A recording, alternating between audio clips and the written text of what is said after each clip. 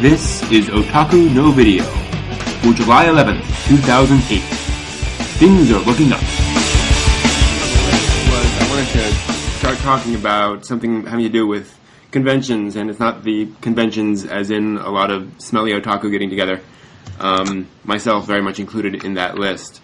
But talking about, and this drove out of reading some reviews on ANN and other sites, talking about some shonen titles and some clamp titles and various stuff, and there seemed to be this feeling that of complaining about standard conventions in the genre, like there'd be a review of a shonen title and complaining that the hero was a spunky young boy, or oh boy, here comes the tournament, or whatever, and it just seemed to me, I mean, that's how shonen is structured. It's how it tells its story, is with a lot of these various conventions. And I can understand not liking those conventions. I can understand writing an article saying, I don't like this aspect of shonen. I can understand writing a review saying, FYI, I don't like this aspect of shonen. But to complain about a title because it uses something that is a standard part of its genre seems to me just not right. What do you all think about that? Actually, if you're referring to the show that the guy who did Kenshin did not too long ago, I can't remember the name of it. Yeah, Buso Rankin. Buso Rankin. I'm sorry, I got my K's and S's mixed up there. Yes, Buso Rankin. Yeah. And I don't know if you've read that review or not on ANN.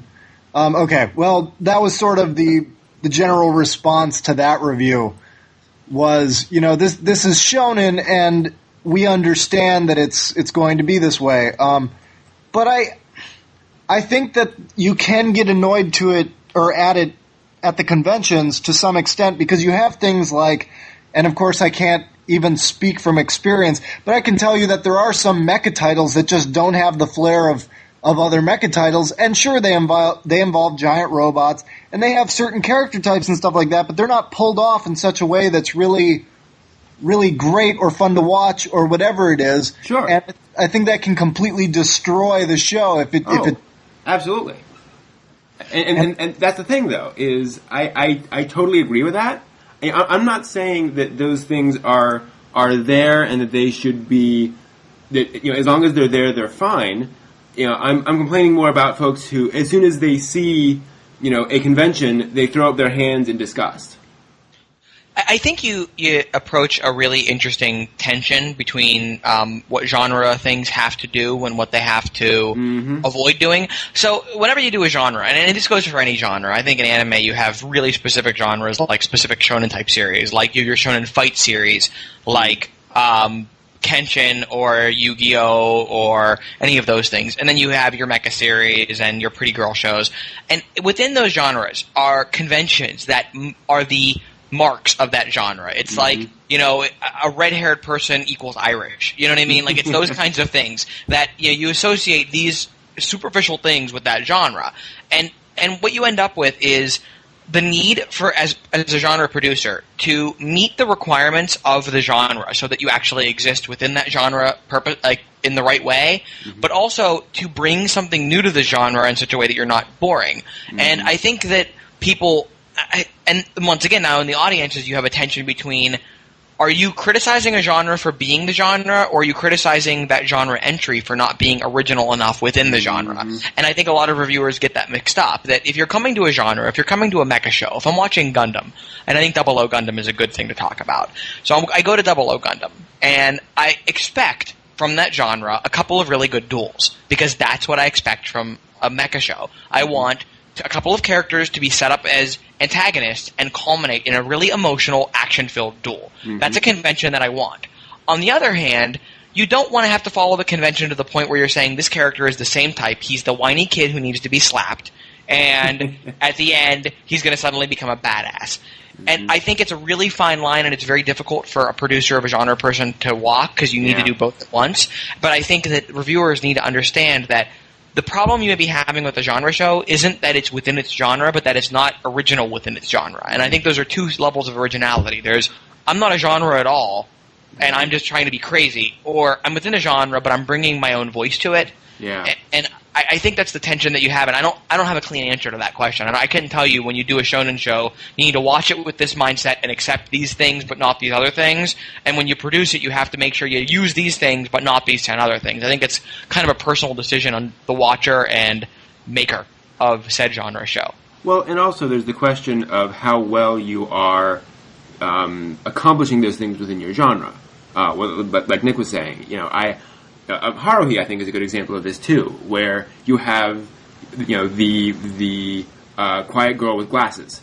That's a very specific version of the genre, and so they turned her into an extreme version of that character, and she's really funny and also kind of pathetic in a very good way because of how they did that character. And same thing with Mikuru, who is a very classic archetype, but they did a very good job with that character and in making it new in a way, while also being in some way sort of playing off the archetypes, which seems absolutely fine. Again, it's like, what are you doing with that thing? Are you putting it in there just because you have to have a quiet girl with glasses, or are you doing it because you need that character in your story, or are you going to do something with that character? So I'm gonna speak to this really fast as a writer and not as an audience member. I know we brought this up as the reviewers, but from a writer's point of view, when you go into a genre thing, you need to understand that the conventions you have are tools for what you're going to do. Mm-hmm. The mecha duel is a easy bit of shorthand for you to get across the kind of conflict that you would want to get across in a normal story. Mm-hmm. So instead of a normal movie where you have the characters upset and they have a big argument, you know that you can pay off their conflict in a beam saber wielding, blasting duel, and you're going to get that out of it. It's a tool for you. But on the other hand, you can't be bound by it. You can't say, just because we expect these two characters to fight, they have to fight. You could have two different characters fight. A really good example in Double O would be Lock-On and Ali's battle, which they very much seemed like Setsuno was going to fight him by the end of this first series. Mm-hmm. And I imagine he's probably still going to, but they subverted us a little bit by making Lock-On have this apocalyptic, suicidal duel with him in episode 25 or 24 or whenever it was. So there's a good example of we're getting the convention, but we're subverting it a little bit, just enough so that we're off guard. Mm-hmm. And we're not bored by what's going on, as opposed to a lot of fight series where you're watching it and you're like, I know these characters are going to fight. I know that they're going to have the superpower that the main character is not going to be able to defeat. And then halfway through, he's going to go, let me try this trick I've never tried, and I'm going to defeat him. And that's the boring shit you don't want to do. You don't want to do that, but you want to do the first thing. And once again, the trick is you have to have good characters, and your characters tell you where to go. So if you're complaining because the genre exists, you shouldn't be watching the genre. I'm sorry, you're watching a mecha show, expect mecha stuff. But if they're not doing it right, explain that a little better. So that's my feeling. Agreed. I mean, do you guys... I know Brent reads his blog. There's this website called Coding Horror. So they're creating this thing called Stack Overflow, which is like a programmer website, and they're doing a podcast of it. And at some point during the podcast, someone wrote a review saying, Jeff Atwood, never let him be your web developer. And after that came out, the next podcast, Jeff Atwood was like, there's no real reasons given why I shouldn't be this, so I have a clip to play for you. And they play this clip from the show called Flight of the Conchords, which is this rap of this guy going, rappers say I'm sissy, say my rhymes or whatever, I don't know what the hell he says. And then he goes,